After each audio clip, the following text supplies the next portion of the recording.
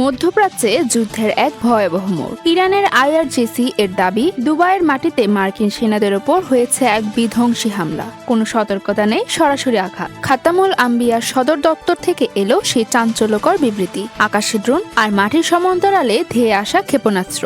ইরানের নৌবাহিনী আর অ্যারোস্পেস ফোর্সের এক অভাবনীয় জয়েন্ট অপারেশন। টার্গেট ছিল দুবাইয়ে অবস্থানরত মার্কিন বাহিনী। সতর্ক বার্তা পেয়ে সেনারা ঘাঁটি থেকে পালিয়েছিল, কিন্তু লাভ হয়নি। 400 জন আশ্রয় নিয়েছিল এক জায়গায়, বাকি 100 জন অন্য গোপন ঠিকানায়। ইরানের ইন্টেলিজেন্স ছিল আরও এক ধাপ এগিয়ে। সুনির্দিষ্ট তথ্যের ভিত্তিতে ঠিক সেই দুটি আশ্রয়ই আশ্রয় পড়ল ক্ষেপণাস্ত্র। পুরো এলাকা তখন ধ্বংসস্তূপ, কিন্তু টুইস্টটা অন্য জায়গায়। লেফটেন্যান্ট কর্নেল ইব্রাহিম জুলফিকার এক ভয়াবহ ছবি তুলে ধরলেন।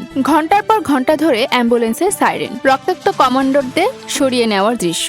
আমেরিকা যাকে নিরাপদ স্বর্গ ভেবেছিল, ইরান তাকেই বধ্যভূমিতে পরিণত করার দাবি করেছে।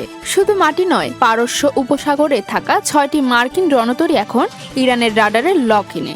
যে কোনো মুহূর্তে সমুদ্রের বুক থেকেও আসতে পারে দুঃসংবাদ। ইরান সরাসরি হুঁশিয়ারি দিয়েছে ডোনাল্ড ট্রাম্পকে। পরিষ্কার বার্তা, এই অঞ্চল হবে মার্কিন সেনাদের কবরস্থান। যাদের রক্ষায় বিলিয়ন ডলার খরচ হয়, আজ তারাই আশ্রয়ের খোঁজে মরিয়া। শান্তির শহর দুবাই কি তবে কোনো বিশ্বযুদ্ধের কেন্দ্রবিন্দু হতে যাচ্ছে? পেন্টাগনকে এই ক্ষয়ক্ষতির কথা স্বীকার করবে, নাকি মধ্যপ্রাচ্যের মানচিত্র বদলে দেওয়ার এই কেবল শুরু? পরের কয়েক ঘন্টা পুরো পৃথিবীর জন্য অত্যন্ত গুরুত্বপূর্ণ, তাই নজর রাখুন আমাদের সাথে। ডেস্ক রিপোর্ট, তাসমিয়া বিনতে জামান স্নেহা।